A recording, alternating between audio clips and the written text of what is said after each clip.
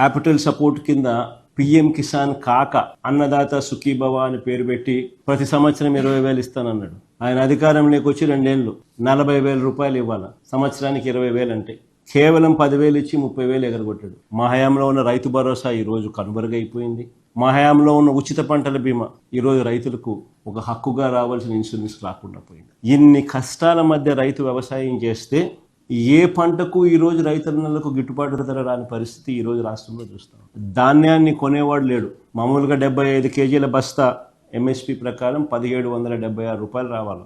ఈరోజు పరిస్థితి ఏమిటి అని అంటే రైతులకు 1,200 రూపాయలకి ఇస్తారా, 1,300 రూపాయలకి ఇస్తారా అని చెప్పి ఈరోజు దళారులు రైతులను ఈరోజు అడుగుతా ఉన్న పరిస్థితి. ఆశ్చర్యం కలిగించే విషయం ఏమిటి తెలుసా? ఇంకో పక్క దిత్వా తుఫాన్ అంటే ఇప్పుడు జరుగుతా ఉంది. లాస్ట్ ఫ్యూ డేస్ నుంచి దిత్వా తుఫాన్ చూస్తా ఉన్నాం. ఇంకో పక్క దిత్వా తుఫాను హార్వెస్టింగ్ సమయంలో వస్తుందని 10 రోజుల ముందే మనకు తెలుసు. కోసిన పంట కళాల మీదే ఉందని తెలుసు. ఇంకా ఆశ్చర్య విషయం ఏమిటంటే ఈ పంట కొనకపోతే ధాన్యం తడిచిపోతుంది అని తెలుసు. రైతులు ఇప్పుడే దెబ్బతిని ఉండారు.